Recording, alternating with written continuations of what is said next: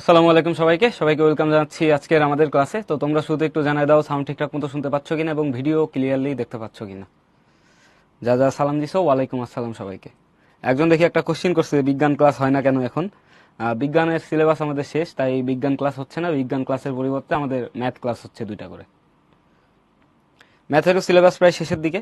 আমরা হচ্ছে আজকের ক্লাস হয়ে গেলে, মানে আজকের দিনটা চলে গেলে আর 3 দিন লাগবে ম্যাথের সিলেবাস শেষ করতে। মানে আমরা একদম লাস্ট চ্যাপ্টারে আছি, বৃত্ত।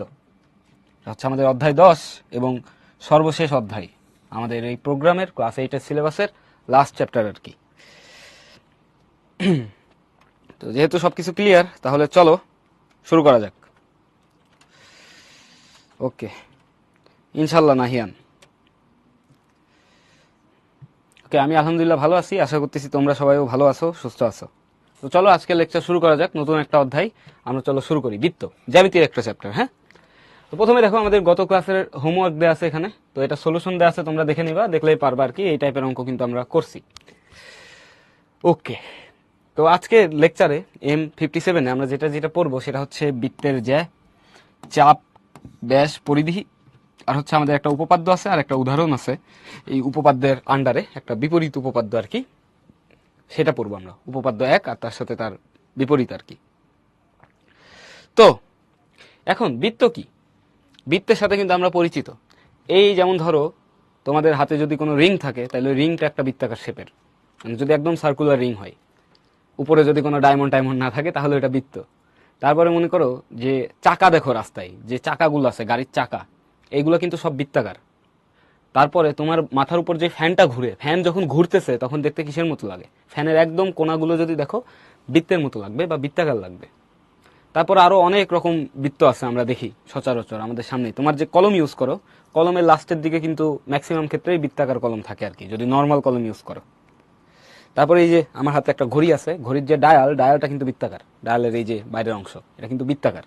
তো এরকম বৃত্তের কোনো শেষ নাই, মানে চারিপাশে অনেক বৃত্ত আছে। এই যে এখন যে ক্যামেরায় শুট হচ্ছে, এই ক্যামেরার লেন্সটাও কিন্তু বৃত্তাকার, ঠিক আছে? বা তোমার ফোনের ক্যামেরা ম্যাক্সিমাম কেসে বৃত্তাকার থাকে, কিছু কিছু ফোনে হয়তো আমাদের আয়তাকার থাকে বা হোয়াট এভার। তো এইগুলোই হচ্ছে বৃত্ত। তো মানব সভ্যতার একটা বড় আবিষ্কার কি ছিল জানো? মানে অনেক বড় ধরনের একটা আবিষ্কার ছিল হচ্ছে আগুন। আগুন হচ্ছে অনেক বড় ধরনের একটা আবিষ্কার। গুহায় বসবাস করতো যে সমস্ত মানুষ, তারা হচ্ছে পাথর ঘষে ঘষে আগুন ধরিয়েছিল প্রথমবার। এরপরে সভ্যতার সব থেকে বড় আবিষ্কার কি জানো? বলো দেখি টিচার ইনবক্সে। যে এই তো আদ্রিতা আগে উত্তর দিয়ে দিছে, আদ্রিতা সঠিক উত্তর সবার থেকে আগে দিছে। হ্যাঁ, কয়েন, জারিফ বলছে কয়েনও কিন্তু বৃত্তাকার। তারপর আমাদের উত্তর দিছে হচ্ছে মাস, এটার নাম মাশরাফি, তারপরে হচ্ছে জাহারা, তারপরে তানজিলা, অনুভা, রাইয়ান, প্রত্যয়, নাহিয়ান, তারপরে সুভিহা না সুভা, আমি ভুল উচ্চারণ করলে সরি, তারপরে রিদি, তাহা, আরো অনেকে উত্তর দিছে। ইমরান বলছে সার্কেল, সার্কেল না ভাইয়া। আরো অনেকে উত্তর দিছে, ম্যাক্সিমাম মানুষ উত্তর দিছে। একজন বলছে কারেন্ট, কারেন্ট না ভাই, কারেন্ট আসছে অনেক পরে। কারেন্ট কবে আসছে বলো দেখি, কারেন্ট কবে আসছে? কারেন্টের যেই আবিষ্কার, এটা হয়েছে কত সালের দিকে? নিকোলা টেসলা, তারপরে হচ্ছে আমাদের থমাস আলভা এডিসন, বা তার কিছুদিন আগে হচ্ছে আমাদের কারেন্ট আসছে। আলভা এডিসন হচ্ছে ডিসি কারেন্ট, যেটা হচ্ছে আমরা ব্যাটারির মাধ্যমে ইউজ করি, সেটার প্রবর্তক, মানে সেটা নিয়ে কাজ করতেন। আর নিকোলা টেসলা হচ্ছে আমাদের এসি কারেন্টের প্রবর্তক আমরা বলি সচরাচর। এই 17 সেঞ্চুরির দিকে আর কি, বা 1800 সালে এদিকে বলতে পারো কারেন্ট আসছে। এরও অনেক আগে আমাদের আবিষ্কার হচ্ছে চাকা। চাকা হচ্ছে মানব সভ্যতার সব থেকে গুরুত্বপূর্ণ আবিষ্কারের মধ্যে একটা, চাকা। এই চাকা দেখতে কেমন? প্রথম যে চাকা আবিষ্কার হয়েছিল, সেই চাকা দেখতে অনেকটা এরকম ছিল। এরকম মাঝখানে একটা রিং, যেটার ভিতরে লগি বা কিছু একটা দিয়ে দিত, বা গাছের ডান্ডা দিত। এর সাথে এরকম করে করে সমান দৈর্ঘ্যের বেশ কিছু কি ছিল আমাদের, এটাকে আমরা বলতে পারি, মনে করো অবলম্বন। মানে এই চাকাটাকে ধরে রাখার জন্য অবলম্বন আমরা আঁকাচ্ছি, মানে একদম এক্সাক্ট ওইটার মতোই দেখতে হবে না, মানে মোটামুটি ধরো যে একটা আইডিয়া দিচ্ছি। এইরকম দেখতে একটা জিনিস তারা আবিষ্কার করে। এটা একদম পারফেক্ট বৃত্তাকার হয়নি। মনে করো চাকা, মহিষের গাড়ি দেখছো তোমরা কেউ যারা গ্রামে থাকো, মহিষের গাড়ি বা গরুর গাড়ি দেখা যেত একসময়, একদমই গ্রামের মেঠো পথে চলতো। তো এই গাড়ির চাকাগুলো যেরকম ছিল না, অনেকটা কাইন্ড অফ দেখতে ওইরকমই। এইরকম জিনিস হচ্ছে আমাদের প্রথম দিকের আবিষ্কার, চাকা। এই চাকা আবিষ্কার করার ফলে আমাদের কি হয়েছে, বড় বড় পাথরকে কেটে তারা চাকার মতো শেপ দিয়ে নিয়ে যাইতো কাজ করার জন্য। তুমি মনে করো নর্মাল তোমার একটা ওজন লাগবে বা চাকা লাগবে বা কিছু একটা লাগবে, ওজনের কোনো একটা বস্তু লাগবে। তো পাথর যদি এরকম একটা স্পিয়ার শেপের হয়, মানে গোলক শেপের হয়, মানে ফুটবলের মতো মনে করো 10 গুণ 15 গুণ বড় একটা পাথর, সেটা টেনে নিয়ে যাওয়ার, ওই পাথরকে কেটে এরকম বৃত্তাকার শেপ দিয়ে এরকম গড়িয়ে গড়িয়ে নিয়ে যাওয়া কিন্তু আমাদের জন্য ইজি। ঠিক আছে? তো এই চাকা ছিল আমাদের মানব সভ্যতার, মানে সভ্যতার শুরুর একটা খুবই গুরুত্বপূর্ণ আর ধরো যে একটা কি বলে বিপ্লবী একটা আবিষ্কার। তো এই চাকা দেখতে কেমন? এই চাকা দেখতে এরকম একটা রাউন্ড শেপের, রাউন্ড মানে আমরা তো জানি এইটা হচ্ছে সরল রেখা, এইটা হচ্ছে সরল রেখা মানে সরল বা স্ট্রেট লাইন। ঠিক আছে? স্ট্রেট লাইন মানে হচ্ছে সোজা রেখা। ঠিক আছে? এটা একটা রেখা। এইটা হচ্ছে আমাদের বক্ররেখা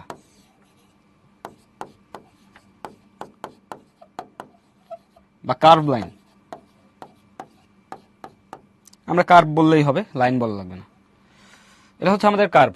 ঠিক আছে? তো হুইল হচ্ছে আমাদের একটা এরকম সার্কুলার বা আমাদের একটা বক্র, একটা জ্যামিতিক শেপ। এটা কি? এটাকে আমরা বলতেছি সার্কুলার।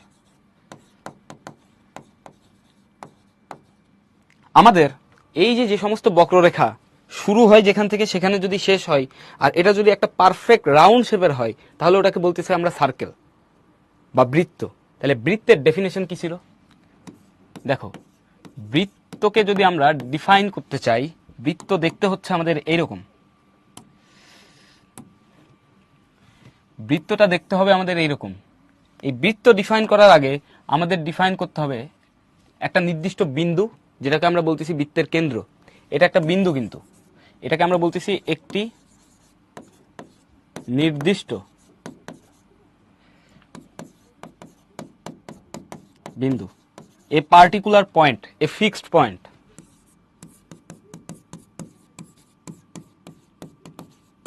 এ ফিক্সড পয়েন্ট। তো মনে করো তোমার এখানে একটা ফিক্সড পয়েন্ট আছে, এই পয়েন্টের চারপাশে আরো অনেক পয়েন্ট আছে। ঠিক আছে?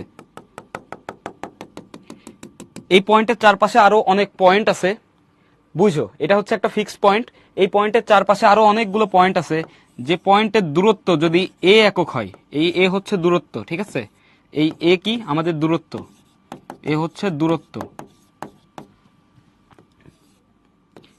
এরকম যদি অনেকগুলো পয়েন্ট থাকে, কোটি কোটি পয়েন্ট থাকে, একটা ফিক্সড একটা নির্দিষ্ট পয়েন্ট, তার চারপাশে যদি এরকম কোটি কোটি পয়েন্ট থাকে যারা হচ্ছে সমদূরবর্তী, হ্যাঁ, তাহলে এই বিন্দুগুলো নিয়ে যে জ্যামিতিক চিত্র গঠিত হয় সেটা হচ্ছে আমাদের কি বৃত্ত।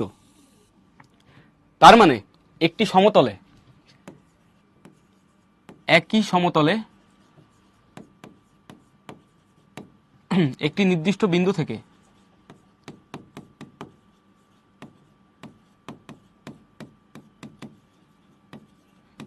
থেকে সমদূরবর্তী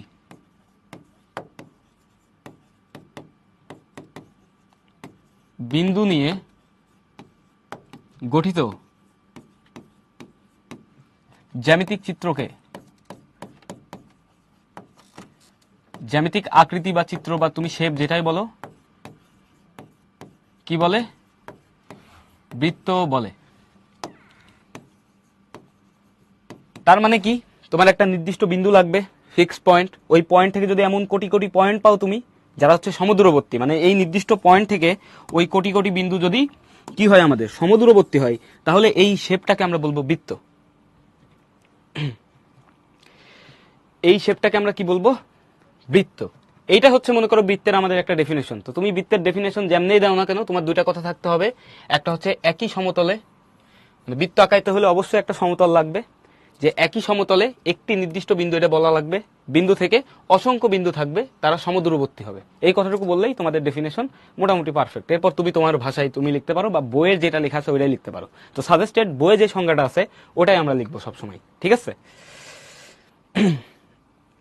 তো সার্কেল তাহলে কি হলো? সার্কেল হচ্ছে একটা পার্টিকুলার প্লেনে, একই প্লেনে একটা ফিক্সড পয়েন্ট থেকে যদি অনেকগুলো পয়েন্টের ডিস্টেন্স সেম হয় তাহলে ওই শেপটাকে আমরা কি বলবো? সার্কেল।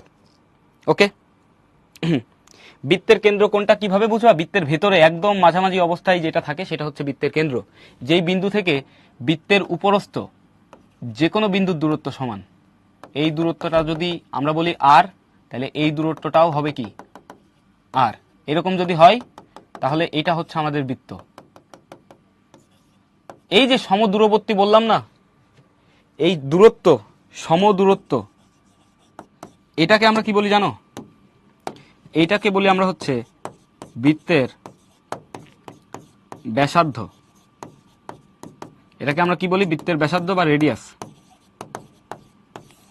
ব্যাসার্ধ বা রেডিয়াস। ঠিক আছে রামিসা, ভেরি গুড। এটা হচ্ছে বৃত্তের রেডিয়াস। রামিসা বলছে সে হচ্ছে ক্লাস 6-এই শিখে ফেলছে, ভেরি গুড। এবার তোমাদেরকে আমি একটা প্রশ্ন করব, তোমরা উত্তর দিবা কোনটা হচ্ছে বৃত্ত। আমি এখন আঁকাবো, কয়েকটা চিত্র আঁকাবো, বলবা কোনটা বৃত্ত। এই একটা আঁকাইছি, এই একটা আঁকাইছি, সবগুলো মনে করো সেম সাইজের, বা সাইজ ডিফারেন্ট হলেও যায় আসে না আমাদের।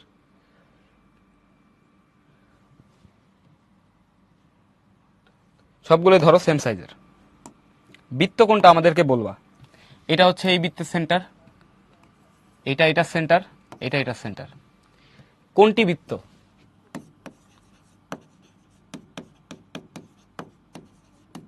মানে আমি বুঝাচ্ছি কোনটি বলতে কোন রিজিয়নটা বা কোন শেপটা হচ্ছে আমাদের বৃত্ত।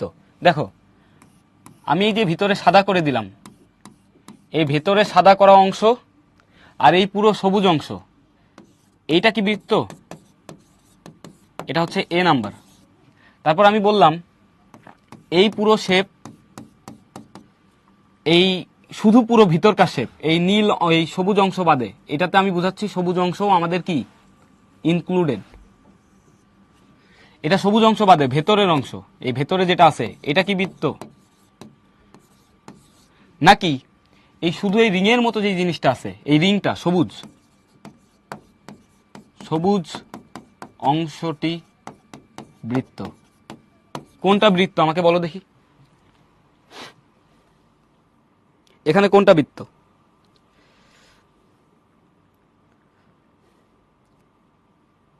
রামিসা বলছে প্রতিটা, নুরা বলছে সবগুলা, সামিরা বলছে এ, জুনি বলছে এ, দেবজ্যোতি বলছে সব, রায়ান বলছে সব, সবাই বলতেছে সব। বাট আমাদের শুরু হয়েছে স্নিগ্ধকে দিয়ে, সম্ভবত জারিফকে দিয়ে আর কি। জারিফ বলছে সি, স্নিগ্ধ বলছে সি, তারপর আমাদের অর্পা বলছে সি,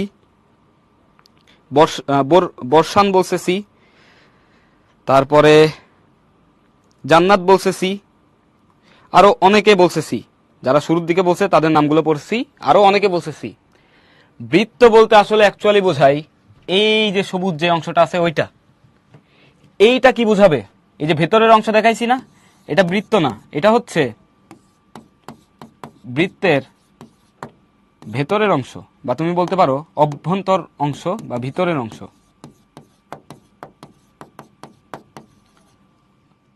বৃত্তের ভিতরের অংশ। আর এইটা কি? এটা হচ্ছে বৃত্তের ক্ষেত্রফল। টোটালটা কি? এটা হচ্ছে বৃত্তক্ষেত্র। মানে এটা আমাদের অ্যাকচুয়ালি ক্ষেত্রফল। বৃত্ত দ্বারা আবদ্ধ যে ক্ষেত্র সেটা হচ্ছে বৃত্তের ক্ষেত্রফল। এখানেও তুমি বলতে পারো চাইলে এটাকে ক্ষেত্রফল বলা যায়, কোনো সমস্যা নাই। এই সবুজ অংশটা হচ্ছে বৃত্ত, এটা হচ্ছে সত্য। সবুজ অংশটা হচ্ছে আমাদের বৃত্ত। তাহলে বৃত্তের বহির্ভাগ কোনটা? এই মনে করো একটা বৃত্ত আছে, এই বৃত্তের বাইরের এই অঞ্চলগুলোকে, এই বৃত্তের বাইরের অঞ্চলকে আমরা বলছি বৃত্তের বহির্ভাগ। ঠিক আছে, এটা হচ্ছে বৃত্তের বহির্ভাগ, এটা বৃত্তের অন্তর্ভাগ। আর এটা কি? এটা মানে পুরোটা হচ্ছে একটা বৃত্তক্ষেত্র। তার মানে আশা করি বুঝতে পারছো যে অ্যাকচুয়ালি বৃত্ত কোনটা। মাহদিয়া, তোমার ওইটা আমার চোখে পড়ে নাই তাই বলি নাই। বলতে পারো সবার থেকে আগে পরে বলা নিয়ে তো কিছু নাই, আমার চোখে যেটা পড়ছে ওটা বলছি। ওকে, বৃত্ত একমাত্রিক না, বৃত্ত দ্বিমাত্রিক। বৃত্ত হচ্ছে দ্বিমাত্রিক। বিন্দু হচ্ছে আমাদের ডাইমেনশন ছাড়া, সরল রেখা বা রেখা হচ্ছে একমাত্রিক, বিন্দুর কোনো মাত্রা নাই। ঠিক আছে, এই যে একটা বিন্দু আঁকাইছি, এটা কিন্তু বিন্দু না, এটা কিন্তু একটা বৃত্ত। বিন্দু তুমি কখনোই আঁকাইতে পারবা না। ইউক্লিডিয়ান জিওমেট্রির 3টা স্বীকার্য ছিল, মানে বেশ কয়েকটা স্বীকার্য ছিল, তার মধ্যে প্রথম স্বীকার্য হচ্ছে বিন্দু মাত্রাহীন। বিন্দুর দৈর্ঘ্য প্রস্থ উচ্চতা কিছুই নাই, বিন্দু হচ্ছে মাত্রাহীন। বিন্দু মাত্রাহীন, 1 নম্বর কথা। 2 নম্বর, রেখা একমাত্রিক, দৈর্ঘ্য আছে। তারপরে মনে করো আমরা যদি কোনো একটা আয়তক্ষেত্র বা চতুর্ভুজ আঁকাই, এর কি থাকবে? দৈর্ঘ্য থাকবে, প্রস্থ থাকবে। এটা হচ্ছে দ্বিমাত্রিক। ঠিক একইভাবে বৃত্তও আমাদের দ্বিমাত্রিক। বৃত্ত কি? দ্বিমাত্রিক বা 2 ডাইমেনশনাল, 2D। আর এটা ডাইমেনশনলেস, 0D। ঠিক আছে, 0D।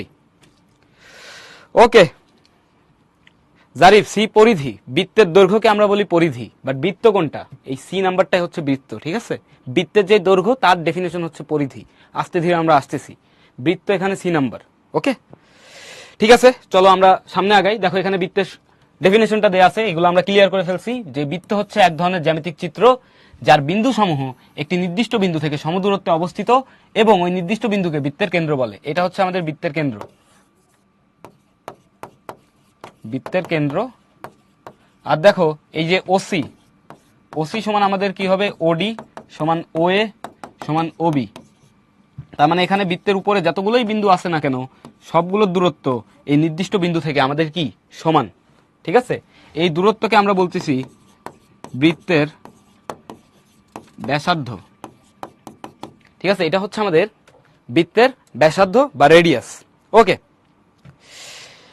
ওডি মানে 0 dimensional, 0 dimensional, 0D। D for dimension, এই যে 2D, এটা হচ্ছে 1D। ওকে, মনোযোগ দিয়ে শুনবা, তাহলে সবকিছুই বুঝবা। তাহলে বৃত্তের ডেফিনেশন আমাদের কাছে ক্লিয়ার। এই ডেফিনেশনটা খুব ভালো মতো মুখস্থ রাখবা, এটা কিন্তু পরীক্ষায় আসবে, পরীক্ষায় আসার মতো। ওকে, আর ক্লাস 5-এর পরীক্ষায় আসছিল, শুধু বৃত্তের ডেফিনেশনটা ভুল লিখছিলাম, এই জন্য ম্যাথে 99 পাইছিলাম ক্লাস 5-এ। যে বৃত্তের হচ্ছে এই একই সমতলে বলা উচিত, একই সমতলে, এই একই সমতলে কথাটা লিখছিলাম না, এই জন্য হচ্ছে আমার টিচার 1 মার্ক কেটে দিছিল। সো 99 পাইছিলাম ক্লাস 5-এ। তো আমার স্টিল মনে আছে, এই জন্য বৃত্তের ডেফিনেশন আমার কখনো ভুল হয় না। তো ডেফিনেশনটা মাথায় রাখবা। ঠিক আছে, যে একই সমতলে যে অনেকগুলো বিন্দু সমূহ একটা নির্দিষ্ট বিন্দু থেকে সমদূরত্বে যদি অবস্থিত করে, তাহলে ওই নির্দিষ্ট ওই চিত্রকে আমরা বলবো বৃত্ত, আর নির্দিষ্ট বিন্দুকে বলবো বৃত্তের কেন্দ্র। আর কেন্দ্র থেকে বৃত্তের উপরস্থ যতগুলো বিন্দু আছে সেগুলোকে আমরা কি বলবো? সমদূরত্বে অবস্থিত করে, আর তাদের দূরত্বটা হচ্ছে বৃত্তের ব্যাসার্ধ। তাহলে দেখো এখন আমরা যেটা বললাম, এটা যদি একটা বৃত্ত হয়, এটা হচ্ছে তার কেন্দ্র, এই বিন্দুটা হচ্ছে তার কেন্দ্র। কেমনে বুঝলাম এটা কেন্দ্র? এই দূরত্বটা হচ্ছে আর, এই দূরত্বটাও হচ্ছে আর। এখন খেয়াল করো, এখানে আমি বেশ কয়েকটা বিন্দু দিচ্ছি। এটা হচ্ছে মনে করো এ, এটা মনে করো বি। এখানে এ বিন্দুটি বৃত্তের অভ্যন্তরস্থ বা ভিতরের বিন্দু। এ বিন্দুটা হচ্ছে বৃত্তের ভিতরের বিন্দু। বি বিন্দুটা কি? বি বিন্দুটি হচ্ছে বৃত্তের উপরস্থ। আরেকটা বিন্দু আমরা দিচ্ছি এখানে, লেটস সে সি বিন্দু। সি বিন্দুটা হচ্ছে বৃত্তের বাইরের বিন্দু। আশা করছি এটা বুঝতে পারছো যে এ বিন্দুটা বৃত্তের ভিতরে আছে, তাই ভিতরের বিন্দু। বি বিন্দুটা বৃত্তের পরিধির উপরে আছে বা বৃত্তের উপরে আছে, তার মানে বি বিন্দুটা কি? বৃত্তের উপরস্থ। সি বিন্দুটা বৃত্ত থেকে অনেক বাইরে আছে, তার মানে সি বিন্দুটা কি? বৃত্তের বাইরের বিন্দু। ওকে, এবার চলো আমরা সামনে আগাই। সামনে দেখো আমাদের বেশ কিছু পরিভাষা আছে। ব্যাসার্ধ, ব্যাসার্ধ কি? বৃত্তের বিন্দু কেন্দ্র থেকে, বৃত্তের কেন্দ্র থেকে বৃত্তের উপরস্থ, বৃত্তের উপরস্থ যে কোনো বিন্দুর দূরত্ব,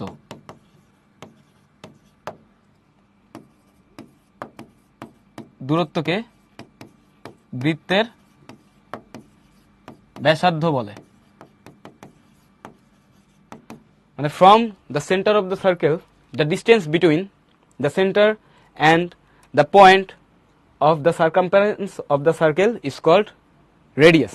ব্যাসার্ধ হচ্ছে রেডিয়াস। আর ইংলিশ ভার্সনের আসো যে আমাদের সেন্টার থেকে তার সার্কামফারেন্সের উপরে, হ্যাঁ বৃত্তের উপরস্থ বলতে বোঝাচ্ছি বৃত্তের সার্কামফারেন্সের উপরে, এটাকে আমরা অনেক সময় বৃত্তের পরিধি বলি, একটু পরেই বলবো পরিধি, এই যে নিচেই আছে। তো পরিধি হচ্ছে অ্যাকচুয়ালি দৈর্ঘ্য, মানে এটা আমরা বলতেছি বৃত্তের উপরস্থ যে কোনো বিন্দু আছে সেটাকে আমরা বলতেছি point from on the circumference. তো ওই দুটার মাঝখানের যে ডিস্টেন্স এটাকে আমরা ব্যাসার্ধ বলি। ব্যাসার্ধকে আমরা ম্যাক্সিমাম টাইম আর দ্বারা প্রকাশ করি। এই সবগুলো কিন্তু সেম দূরত্বের, তার মানে ও এ সমান ওসি সমান ওবি সমান আর, এরাই হচ্ছে আমাদের ব্যাসার্ধ। পরিধি কি? কোন একটা বৃত্ত আছে মনে করো তোমার কাছে, ওই বৃত্তটাকে যদি তুমি খুলে ফেলো, মানে এই বৃত্তকে মনে করো ছিঁড়ে ফেলছো, ছিঁড়ে ফেলে যদি এরকম সোজা করো, যতটুকু দৈর্ঘ্য হবে এই এ থেকে এ এর দৈর্ঘ্য, এ থেকে এ এর দৈর্ঘ্য, এটাই হচ্ছে বৃত্তের পরিধি, ঠিক আছে, বা সার্কামফারেন্স।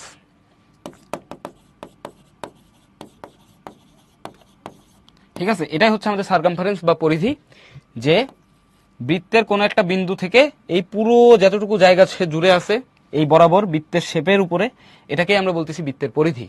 তো বৃত্তের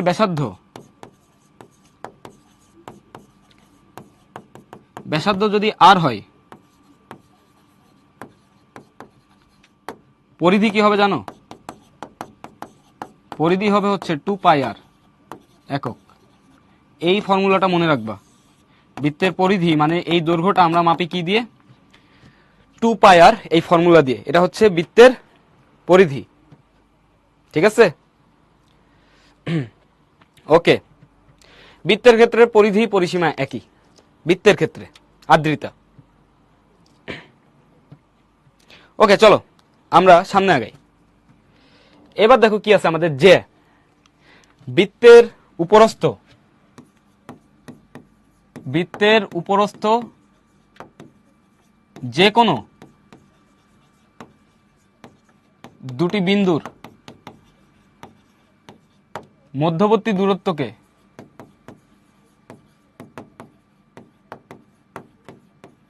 কি বলে? জ্যা বা কর্ড বলে।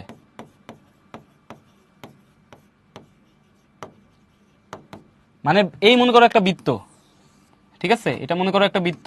এই বৃত্তের উপরস্থ যে কোনো দুটা বিন্দুর, এই মনে করো এ বিন্দু এই বি, এই বিন্দু, এই দুটা বিন্দু সংযোজক সরলরেখাকে আমরা কি বলবো? এবি হচ্ছে এই বৃত্তটার জ্যা, এবি সমান জ্যা। তারপর এখানে আমাদের জ্যা কি কি আছে? পিকিউ হচ্ছে আমাদের একটা জ্যা, ঠিক সেম ভাবে এবিও কিন্তু আমাদের একটা জ্যা, কিন্তু একটা বিশেষ নাম আছে। এই এবি আমাদের যেই জ্যা, সেই জ্যাটা কোন বিন্দুগামী? দেখো বৃত্তের কেন্দ্র দিয়ে যাচ্ছে না? কোটি কোটি জ্যা তুমি চাইলে আঁকাইতে পারো। এই বরাবরও একটা জ্যা আঁকাইতে পারবা সিবি, তারপরে এই বরাবরও একটা জ্যা আঁকাইতে পারবা সিডি, এই যে বিডিও কিন্তু একটা জ্যা, তারপরে এই যে এডিও কিন্তু একটা জ্যা। এখানে কিন্তু অনেক জ্যা আছে, তুমি চাইলে কোটি কোটি জ্যা আঁকাইতে পারবা।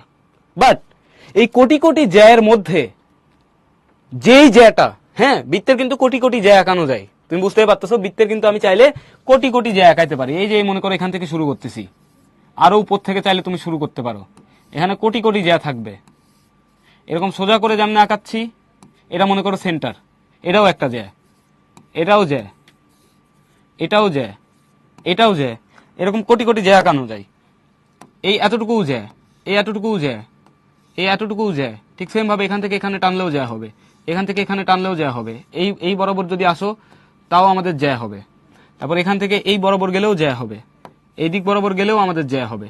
মানে তুমি কোটি শো কোটি হাজার কোটি জ্যা আঁকাইতে পারবা বৃত্তের উপরে, মানে বৃত্তের অভ্যন্তরে, মানে বৃত্তের উপরস্থ যে কোনো দুটা বিন্দু নিয়ে। কিন্তু কথা হচ্ছে এই জ্যাগুলোর ভিতরে যেই জ্যা, কোটি কোটি জ্যা আঁকানো যায়, এই জ্যাগুলোর ভিতরে যেই জ্যা আমাদের বৃত্তের কেন্দ্র দিয়ে যাবে, তাকে আমরা কি বলবো জানো? ব্যাস বা ডায়ামিটার। ডায়ামিটারের ডেফিনেশন কি?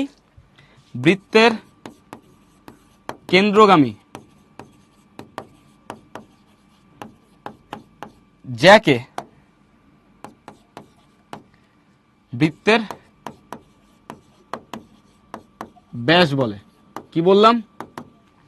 বৃত্তের কেন্দ্রগামী জ্যাকে বৃত্তের ব্যাস বলে। তাহলে তুমি বুঝতেই পারতেছো, বৃত্তের ব্যাসার্ধ যদি আর হয়, এটাও তো আর। বৃত্তের ব্যাসার্ধ ও এ সমান ওবি সমান আর হলে ব্যাস এবি, এই এবি কিন্তু আমাদের একটা জ্যা, এটা একটা বিশেষ জ্যা।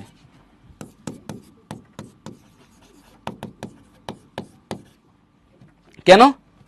কারণ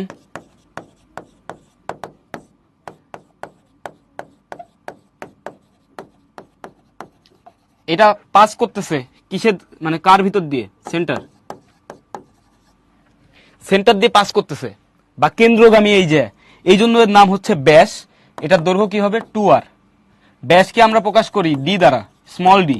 তাহলে ডি সমান কি হবে? 2r। এটা মাথায় রেখো। যদি ব্যাসার্ধ আর একক হয়, তাহলে ব্যাস হবে 2r একক। দৈর্ঘ্য হইতে পারে, মানে মিটার হইতে পারে, সেন্টিমিটার হইতে পারে, অনেক কিছু হইতে পারে। এককের কনভার্সন তো তোমরা জানোই। তাহলে এটা ছিল আমাদের ব্যাস। এরপরে চলো আমরা সামনে আগাই। হ্যাঁ, ইনফিনিটি জ্যা একানো যাবে, জ্যা ইনফিনিটি সংখ্যক হবে। তার মধ্যে যে জ্যাগুলো কেন্দ্র দিয়ে পাস করে তাদের নাম হচ্ছে ব্যাস।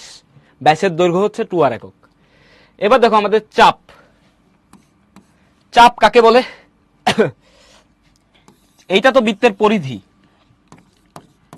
বৃত্তের পরিধির যে কোনো অংশকে চাপ বলে। বৃত্তের পরিধির যে কোনো অংশকে চাপ বলে। এই তো আমাদের একটা বৃত্ত, তার এই পুরো পরিধি আঁকাইছি। এই পরিধির উপরে মনে করো এই অংশটুকুর উপর আমার ইন্টারেস্ট, খুব ইন্টারেস্ট। এই বৃত্তের এই অংশটুকুর উপর আমার ইন্টারেস্ট। এটার নাম দিলাম আমি এবি। এই এবি হবে আমাদের একটা চাপ। এবিকে আমরা কি বলবো? চাপ। পরিধির এই অংশটুকু, পরিধির যে অংশটুকু দখল করছে এই এবি অংশটা, এটা একটা চাপ। ঠিক সেম ভাবে তুমি বলতে পারো, ভাই আমি এই বরাবর একটা চাপ নিতে চাচ্ছি। হ্যাঁ, নিতে পারো। এটা মনে করো সিডি, তাহলে এইটা একটা চাপ, সিডি হচ্ছে একটা চাপ। তারপর তুমি বলতে পারো, ভাই বিডি, হ্যাঁ বিডিও একটা চাপ। তার মানে বৃত্তের পরিধির খন্ড খন্ড অংশ, যে উপসেটের মতো, পরিধি হচ্ছে ইউনিভার্সাল সেট। আর এই পরিধির উপরে যে কোনো অংশ, এই এতটুকু অংশ হইলেও এটা একটা আমাদের কি হবে? চাপ হবে। তার মানে চাপ বুঝতে পারছো কি? এই চাপ বুঝছো তোমরা? চাপ বুঝছো তোমরা? ওকে। বাস হচ্ছে সিলিন্ডার, ঠিক আছে? বাস হচ্ছে সিলিন্ড্রিক্যাল শেপ, ঠিক আছে?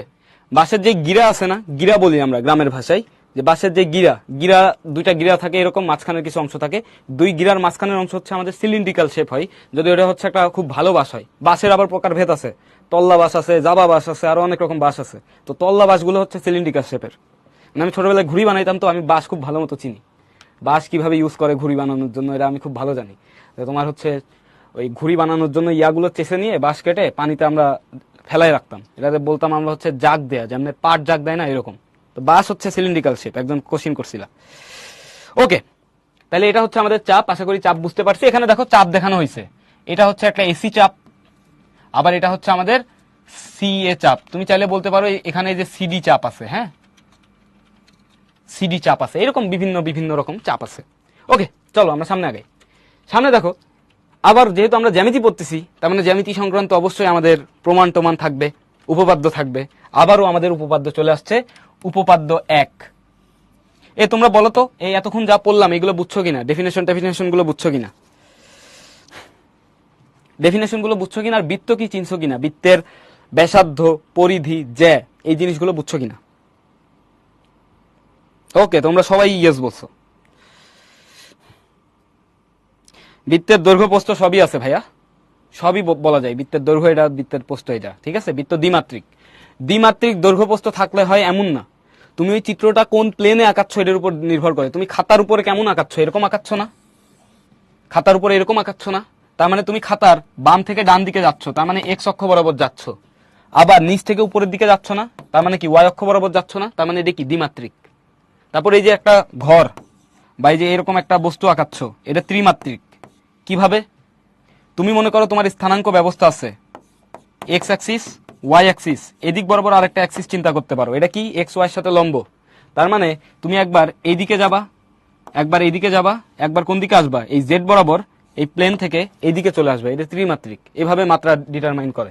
যাই হোক, ইন শর্ট বলে দিছি, বৃত্ত হচ্ছে দ্বিমাত্রিক। বৃত্তের দৈর্ঘ্য প্রস্থ আমরা বলি না, বাট চাইলে প্রকাশ করা যায় খণ্ড খণ্ড করে ভাগ করে নিয়ে। যেমন তুমি চাইলে বৃত্তকে এরকম একটা অংশে ভাগ করে নিতে পারো, এইটুকু অংশে ভাগ করে নিতে পারো, এই যে এইটুকু। তাহলে দেখো এদিক বরাবর দৈর্ঘ্য পাবা, উপর বরাবর প্রস্থ পাবা, বা হোয়াট এভার তুমি চাইলে বলতে পারো এটা দ্বিমাত্রিক, কারণ দুই দিকে যাওয়া যায়, এইদিকে যাইতে পারো, এইদিকে যাইতে পারো। ওকে, এখন আমরা যেহেতু সবকিছু বুঝে গেছি, তো আমরা এইটা হচ্ছে প্রুফ করব, উপপাদ্য 1, তারপর নিচের প্রবলেমটা সলভ করব। উপপাদ্য 1 কি বলছে আমাদের? উপপাদ্য বলছে বৃত্তের কেন্দ্র ও ব্যাস ভিন্ন যে কোনো জ্যায়ের মধ্যবিন্দুর সংযোজক রেখাংশ ওই জ্যায়ের উপর লম্ব। উপপাদ্য 1,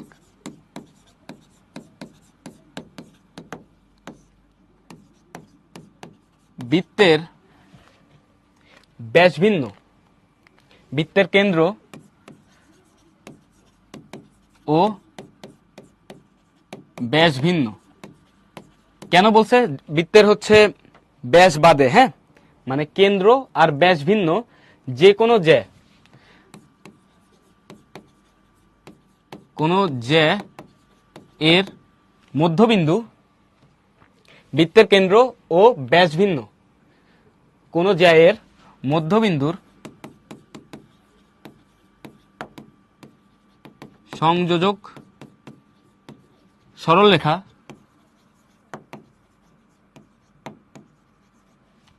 সংযোজক রেখাংশ বলছে। তো আমরা সরলরেখা না বলে এটাকে রেখাংশ বলি, তা না হলে তোমরা কনফিউজ হতে পারো। রেখাংশ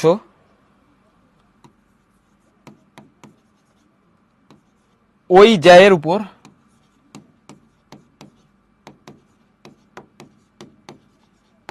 লম্ব, এটা প্রমাণ করতে হবে। উপপাদ্য স্টেটমেন্ট সহ মুখস্থ রাখবা কিন্তু, হ্যাঁ, উপপাদ্যগুলো মুখস্থ রাখতে হয়, মানে এই যে স্টেটমেন্টটা, হ্যাঁ, যে বৃত্তের কেন্দ্র, মানে বৃত্তের যে আমাদের কেন্দ্র আছে, এখানে যদি একটা বৃত্ত আঁকাই, এই বৃত্তের মনে করো এটা কেন্দ্র, হ্যাঁ, এই বৃত্তের কেন্দ্র আর এই ব্যাস, ব্যাস ভিন্ন যে কোনো জ্যা, আমরা জানি আমাদের ব্যাস কিন্তু একটা জ্যা, ব্যাসও কিন্তু একটা জ্যা, এই ব্যাস ভিন্ন যে কোনো জ্যা তুমি যেখানে সেখানে আঁকাও, ব্যাস ভিন্ন যে কোনো জ্যায়ের মধ্যবিন্দু, এটা মনে করো আমাদের এবি জ্যা, এবি হচ্ছে জ্যা, এর মধ্যবিন্দু, মধ্যবিন্দু আমরা মনে করতেছি এম, তাহলে এটা হচ্ছে মধ্যবিন্দু এম। তাহলে এটা যদি ও, বৃত্তের কেন্দ্র হচ্ছে ও, কেন্দ্র হচ্ছে ও, বৃত্তের কেন্দ্র ও, তাহলে বৃত্তের কেন্দ্র ও ব্যাস ভিন্ন যে কোনো জ্যায়ের মধ্যবিন্দুর সংযোজক রেখাংশ, আমরা এই রেখাটাকে সংযোগ করি, এই বিন্দু আর এই বিন্দু যোগ করি, তাহলে এই যে একটা সংযোজক রেখাংশ পাইলাম ও এম, এই ও এম বলছে এ বি এর উপর লম্ব, এটা প্রমাণ করতে। তার মানে তোমরা ওই যে সেই বিশেষ নির্বাচন, সাধারণ নির্বাচন, অঙ্কন, এরপর প্রমাণে গিয়ে কি লিখবা? প্রমাণে গিয়ে লিখবা প্রমাণ করতে হবে যে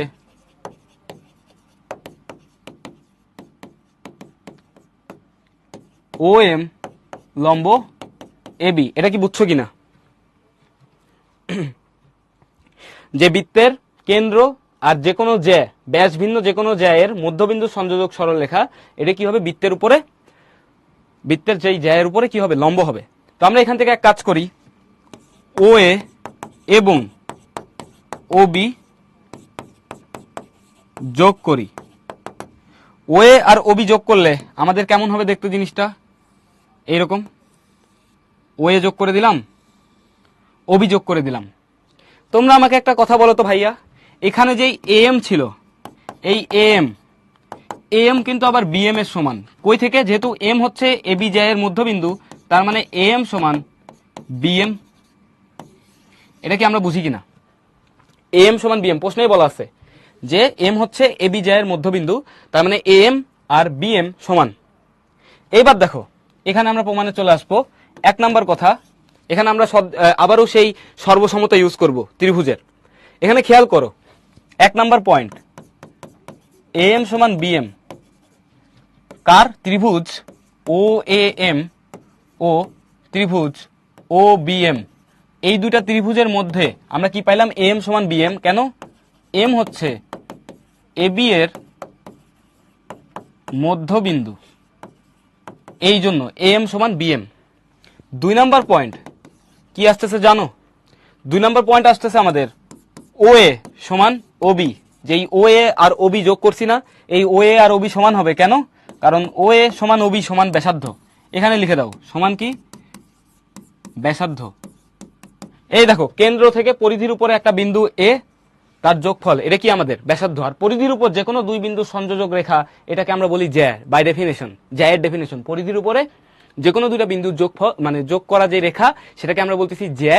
আর জ্যায়ের যে দুইটা প্রান্ত বিন্দু আছে, এটাকে আমরা কেন্দ্র থেকে যদি যোগ করি, তাহলে এটাও আমাদের ব্যাসার্ধ। এটার দৈর্ঘ্য যা হবে, এই দৈর্ঘ্যটাও কি হবে? তাই হবে। তাহলে দেখো, দুইটা ত্রিভুজের দুইটা বাহু আমাদের সমান হয়ে গেছে। এরপরে আবার আমাদের কি সমান? দেখো, 3 নাম্বার। 3 নাম্বার হচ্ছে OM সমান OM, এটা কি? সাধারণ বাহু। তাহলে অতএব ত্রিভুজ OAM সর্বসম ত্রিভুজ OBM। কেন? বাহু বাহু বাহু উপপাদ্য।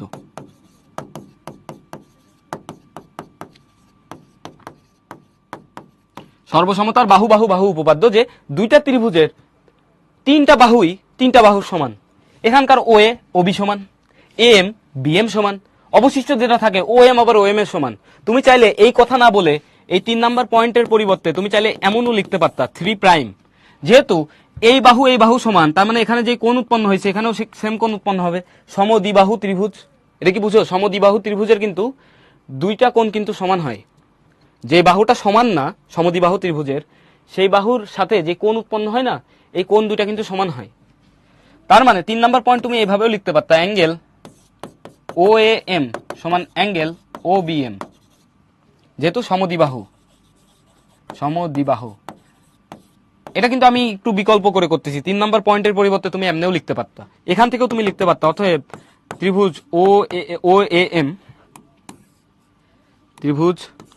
OAM সর্বসম ত্রিভুজ OBM, বাহু বাহু কোণ উপপাদ্য, কনগ্রুয়েন্ট আর কি এরা। ঠিক আছে, কনগ্রুয়েন্ট হবে। এখন এইটাই যদি হয়, তুমি বুঝতেই পারতেছো, তারা যদি সর্বসম হয়, তার মানে আমরা কি বলতে পারি? দুইটা ত্রিভুজ সর্বসম হয়ে গেছে, তার মানে এখানে একটা কোণ তৈরি হয়েছে না, এখানেও একটা কোণ তৈরি হয়েছে। তাহলে আমরা বলতে পারবো, যেহেতু তারা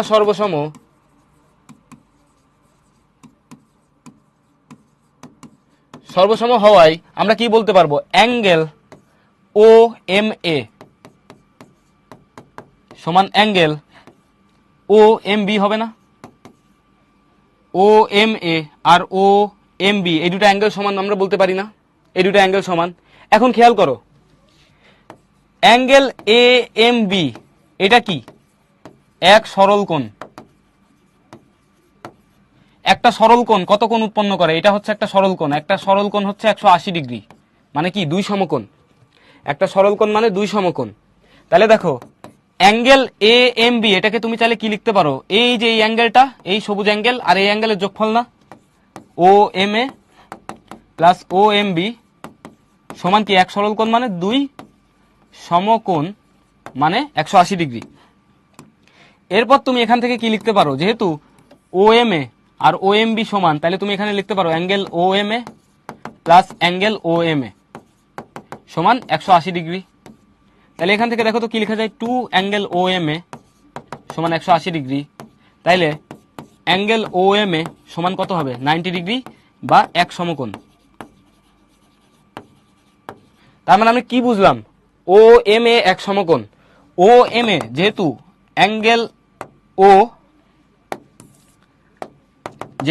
অ্যাঙ্গেল OMA সমান এক সমকোণ, অতএব OM লম্ব AB প্রমাণিত। একদম ফুল ডিটেলস এটা প্রমাণ করা হয়েছে, তোমার এত কিছু লেখা লাগবে না, তুমি চাইলে ইন শর্টও প্রমাণ করতে পারো। আমরা একদম চুলচেরা বিশ্লেষণ করে একদম ডিটেলস এটা প্রুফ করছি, কারণ এটা তোমার ক্লাস 9-এ কাজে লাগবে, 10-এও কাজে লাগবে, মানে এসএসসি পর্যন্ত কাজে লাগবে। এটা কিন্তু 9-এও আছে, ঠিক আছে, সেম উপপাদ্য ক্লাস 9-এও আছে। তো এখন শিখে রাখো উপপাদ্যগুলোতে, এই জন্য আমি এত জোর দিই, কারণ এটা তোমার সামনেও কাজে লাগবে। এই 8 পাস করবা, 9-এ যাবা, 9-এও কাজে লাগবে, এই জন্য এত জোর দিচ্ছি। তো এটা দেখো একদম ডিটেলসে আমরা প্রুফ করে ফেলছি। কোথা থেকে শুরু করতেছি, আবারও শুরু করি, চলো। উপপাদ্য 1 আমাদের ছিল যে কোন বৃত্তের কেন্দ্র ও ব্যাস ভিন্ন যে কোনো জ্যায়ের মধ্যবিন্দুর সংযোজক রেখা ওই জ্যায়ের উপরে লম্ব, এটা প্রমাণ করতে হবে। তার মানে আমরা এখানে একটা বৃত্ত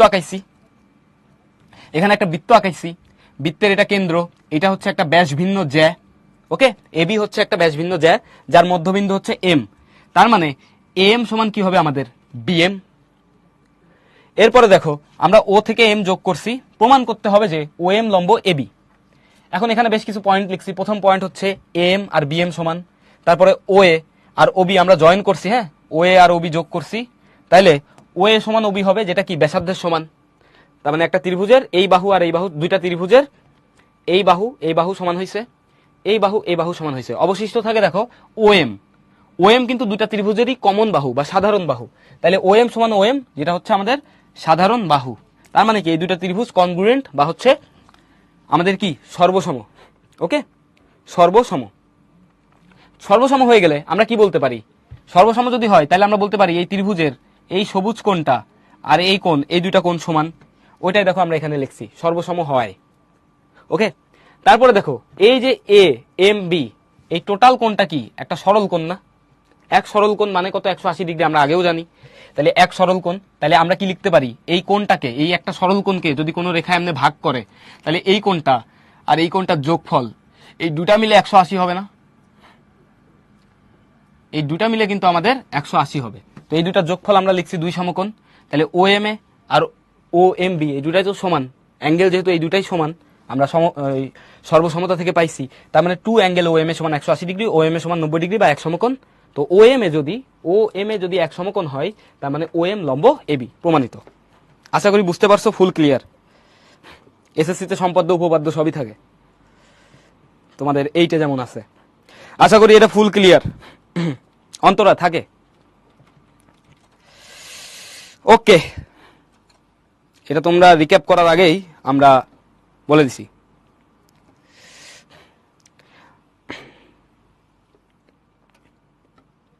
ঠিক আছে ভাইয়া, কারেন্ট শুধু মাইকেল ফ্যারাডে একা আবিষ্কার করে নাই, ওনার সাথে আরো অনেকেই ছিল, ঠিক আছে। বড় হও, বুঝবা, এগুলো জানবা, অ্যাকচুয়াল আবিষ্কারক কে, সময় লাগবে।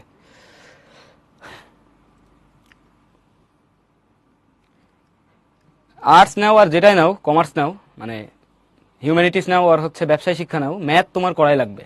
গণিত নামে একটা বই আছে, আর একটা বই আছে উচ্চতর গণিত। গণিত সবার পড়া লাগে, আর ওই গণিতে এইসব উপপাদ্য সম্পাদ্য সবই আছে। ওকে, চলো আমরা সামনে আগাই। সামনে দেখো এখানে তোমাদের জন্য একটা কোশ্চিন আছে যে বৃত্তের কেন্দ্রে সৃষ্ট কোণের পরিমাণ কত ডিগ্রি। তো তার আগে এই এমসিকিউতে যাওয়ার আগে আমাদের আরো একটা প্রমাণ কিন্তু বাকি আছে, যে এটা দ্বিতীয়টা, যে প্রমাণ করো যে বৃত্তের কেন্দ্র থেকে ব্যাস ভিন্ন অন্য কোনো জ্যায়ের উপর অঙ্কিত লম্ব ওই জ্যাকে সমদ্বিখণ্ডিত করে। মানে এখানে যে প্রমাণটা করছি না, এটা ঠিক বিপরীত। এটা আমরা খুব শর্টে প্রমাণ করবো, এত এক্সপ্লেইন করবো না, তুমি দেখলেই বুঝবা। এই দেখো এখানে একটা বৃত্ত আছে, আমরা বৃত্তটা একটু সুন্দর করে আঁকাই। এটা মনে করো আমাদের বৃত্ত, টুল ইউজ করে আঁকাই ফেলছি। এটা হচ্ছে কেন্দ্র, এটা মনে করো একটা জ্যা, এটা মনে করো আমাদের এবি জ্যা। এখন প্রশ্নকর্তা আমাদেরকে বলেই দিছে, কি বলছে, যে এই ও বিন্দু থেকে এই জ্যায়ের উপর অঙ্কিত লম্ব, মানে আমি আগে থেকেই জানি এটা লম্ব, আমরা মনে করি ও এম। প্রমাণে চলে যাচ্ছে একবারে, প্রমাণে প্রথমে কি বলছে, ও এম লম্ব এবি। প্রমাণ করতে হবে যে বলছে কি সমদ্বিখণ্ডিত করে, এই লম্বটা কি করবে, এই জ্যাকে সমদ্বিখণ্ডিত করে, এটা প্রমাণ করতে হবে। তাহলে প্রমাণ করতে হবে কি আমাদের এইবার, আম সমান এম সমান বিএম, এটা প্রমাণ করতে হবে। তাহলে 1 নাম্বার স্টেপ, খেয়াল করো, তুমি আবারও আগের মতো এ ও যোগ করে দাও, ওবি যোগ করে দাও। কি করবা, ও এ ও ও বি যোগ করি,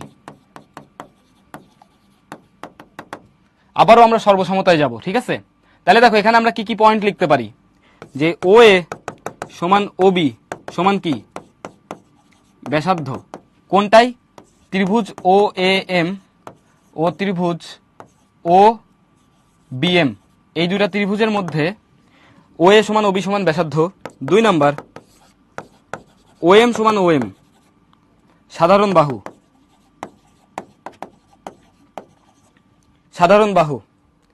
3 নাম্বার পয়েন্টটা কি আসতেছে দেখো তো, দুইটা কোণ সমান, এটাও যদি 90 ডিগ্রি হয় এটাও 90 ডিগ্রি হবে, তার মানে 3 number point angle O M A সমান অ্যাঙ্গেল ও এম বি 90 ডিগ্রি। তার মানে অতএব ত্রিভুজ ও এ এম আর ত্রিভুজ ও বি এম এটা কি সর্বসম। কোন উপপাদ্য, বাহু বাহু কোন উপপাদ্য তুমি বলতে পারো, অথবা বলতে পারো সমকোণী ত্রিভুজের সর্বসমতা। যেহেতু তারা সর্বসম তার মানে আমরা কি বলতে পারি, যেহেতু তারা সর্বসম অতএব এম সমান বিএম। যেহেতু এই বাহু আর এই বাহু সমান, এই বাহু আর এই বাহু সমান না, সরি এই বাহুটা আর এই বাহুটা তো সমানই, তার মানে আমরা বলতে পারি ত্রিভুজের যে তৃতীয় বাহু আছে সর্বসমতার জন্য এই তৃতীয় বাহু দুটা কি হবে, সমান হবে, প্রমাণিত। আগেরটা যদি বুঝো এটা এমনি এক পলকেই বুঝে যাবা, আগেরটার উল্টা প্রমাণ। ঠিক আছে, যে লম্ব আগে থেকেই দেয়া আছে, তাহলে আমরা বাহু বাহু কোন উপপাদ্য অথবা সমকোণী ত্রিভুজের সর্বসমতার উপপাদ্য অ্যাপ্লাই করলে আমরা বলে দিতে পারবো যে এম সমান বিএম প্রমাণিত।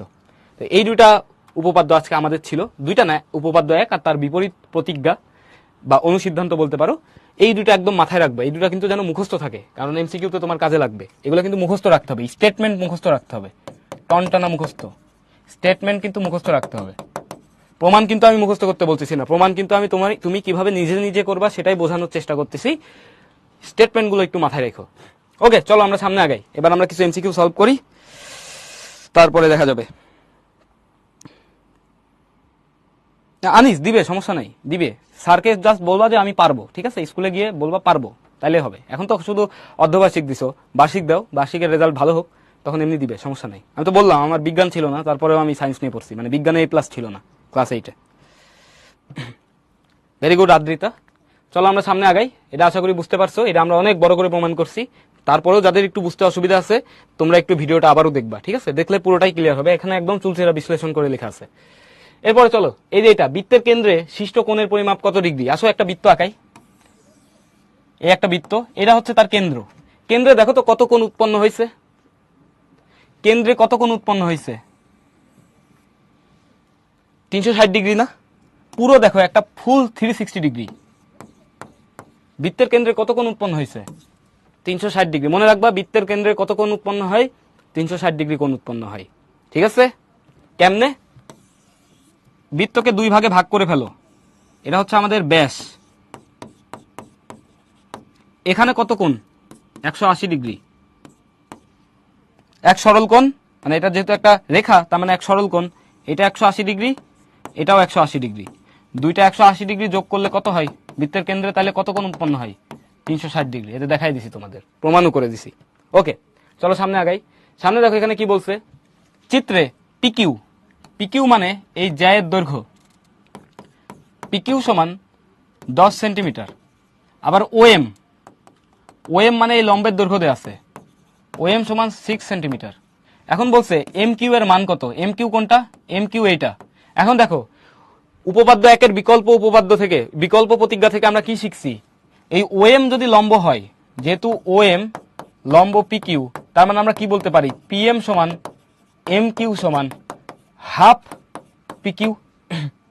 বুঝছো, এটা যেহেতু লম্ব, একটু আগে আমরা প্রমাণ করে দেখাইছি, যদি কেন্দ্র থেকে জ্যায়ের উপরে কোনো লম্ব টানা হয় তাহলে ওই জ্যাটা কি হবে, সম দ্বিখণ্ডিত হবে। কি বলছি, কেন্দ্র থেকে কোনো জ্যায়ের উপরে ব্যাস ভিন্ন কোনো জ্যা, কেন্দ্র থেকে ব্যাস ভিন্ন কোনো জ্যায়ের উপর যদি কোনো লম্ব টানা হয় তাহলে ওই জ্যা কি হবে, ওই বিন্দুতে সমদ্বিখণ্ডিত হয়ে যাবে। ওকে, তাহলে এখান থেকে আমরা কি লিখতে পারি, পিএম সমান এম কিউ সমান হাফ পিকিউ, তাহলে হাফ ইন্টু 10 সমান কত আসবে, 5 সেন্টিমিটার। তাহলে অ্যান্সার কোনটা, বি হচ্ছে আমাদের কারেক্ট অ্যান্সার। আশা করি বুঝতে পারছো। ওকে, এবার দেখি আমাদের কি আছে। এবার দেখো ঠিক সেম প্রশ্ন বলছে ত্রিভুজ ও পি এম এর ক্ষেত্রফল কত। ও পি এম এটার ক্ষেত্রফল কত। দেখো ও এম কত, ও এম হচ্ছে 6 সেন্টিমিটার, তার মানে এটা 6 সেন্টিমিটার, এটা আমরা বের করলাম 5 সেন্টিমিটার। তাহলে ত্রিভুজ ও পি এম এটা কি হবে, হাফ ইন্টু ভূমি গুণ উচ্চতা, উচ্চতা বা লম্ব হচ্ছে ও এম, তাহলে হাফ ইন্টু পি এম কত 5, ও এম কত 6। তাহলে দেখো এখান থেকে কাটাকাটি করলে 3 থাকে, 3 5 15 বর্গ সেন্টিমিটার, 15 বর্গ সেন্টিমিটার। এ হচ্ছে আমাদের কারেক্ট অ্যান্সার। অনেকে উত্তর দিছো, ভেরি গুড। এবার চলো সামনে আগাই। সামনে তোমাদের জন্য একটা কুইজ আছে, কুইজের উত্তরটা দাও ছটপট।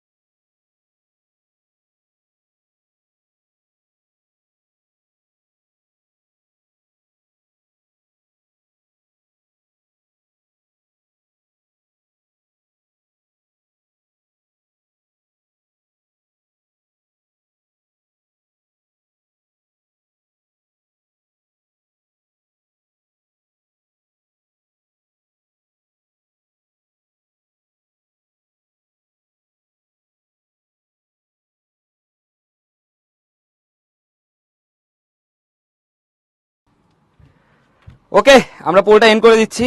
এটার পারফরমেন্স সবারই খুব বেশ ভালো, 76% মানুষজন সঠিক উত্তর দিছে। তো দেখো বৃত্তের বৃহত্তম জ্যা কোনটা, বৃত্তের ব্যাস হচ্ছে বৃহত্তম জ্যা, যার দৈর্ঘ্য হচ্ছে 2r একক। তাহলে এখানে জ্যা কোনটা, ব্যাস কোনটা, কেন্দ্র দিয়ে যায় যে জ্যা সেটাই ব্যাস, সেটা হচ্ছে এবি। ডি হচ্ছে আমাদের কারেক্ট অ্যান্সার।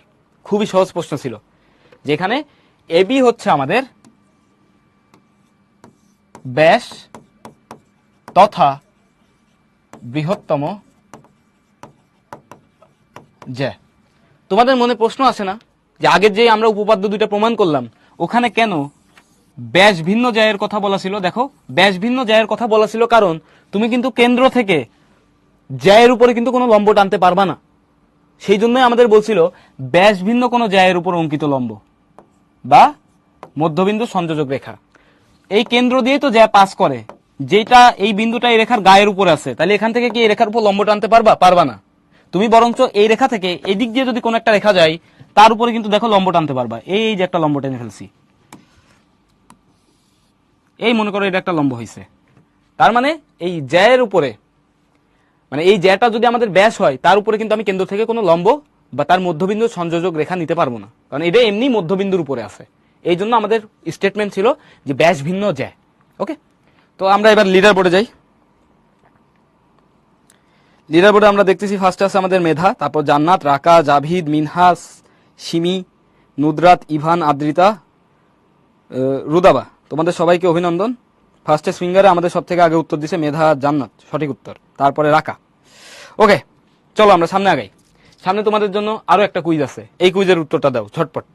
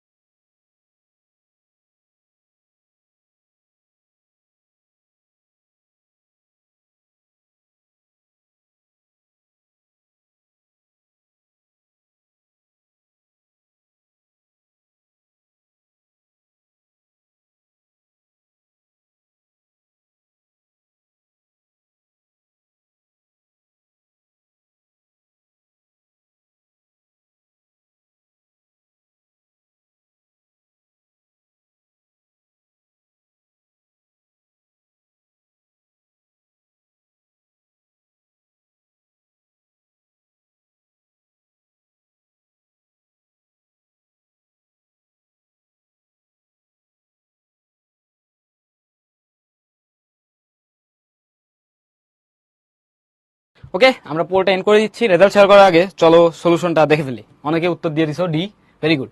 তাহলে দেখো বৃত্তের ব্যাস হলো বৃত্তের বৃহত্তম জ্যা, সঠিক। ব্যাসার্ধের দ্বিগুণ, হ্যাঁ এটাও ট্রু। ব্যাস সমান 2 ইন্টু ব্যাসার্ধ, কেন্দ্রগামী রেখাংশ, এটাও ট্রু। তার মানে ডি হচ্ছে আমাদের কারেক্ট অ্যান্সার, একদম ক্রিস্টাল ক্লিয়ার। তাহলে আমরা যদি লিডার বোর্ডটা পাবলিশ করি, আমাদের ফার্স্টে আছে জাভিদ, তারপর আছে রাকা, তারপরে তাইফ, অর্থি, মাইশা, তাহা, তাওহিদ, শিমিম, ইনান, আকাশ। তোমাদের সবাইকে অভিনন্দন। ওকে, তাহলে দেখো এখানে তোমাদের একটা হোমওয়ার্ক আছে। এই পুরো জিনিসপত্র কিন্তু আমরা বলে দিছি আজকের ক্লাসে, সেটা এই একটু পরের ক্লাসে আমি আর এটা ডিসকাস করবো না। এই ক্লাসে কিন্তু পুরো জিনিস তোমার ব্যাখ্যা করা ছিল, এটা কিন্তু আমরা ডান করে ফেলছি। তারপরেও তোমরা নিজেরা বাসায় বসে বসে সুন্দর মতো খাতায় এগুলা লিখবা, সংজ্ঞা কোনো কিছু না দেখে নিজেরা লিখবা, দেখবা কি যে কতটুকু পারছো আর কি। তো আজকের মতো এতটুকুই ছিল এই ক্লাসের। একটু পরে আবার দেখা হচ্ছে ইনশাল্লাহ। এতক্ষণ কষ্ট করে ক্লাস করার জন্য তোমাদের সকলকে অসংখ্য ধন্যবাদ। আশা করতেছি সবকিছু খুব সুন্দর মতো ভালো মতো বুঝতে পারছো। বৃত্ত কিন্তু আমাদের পিছু ছাড়বে না অনেক দিন পর্যন্ত। সো বৃত্ত ভালো মতো আমাদের বোঝা লাগবে। সো আল্লাহ হাফেজ এখনকার মতো, একটু পরে আবার দেখা হচ্ছে ইনশাল্লাহ।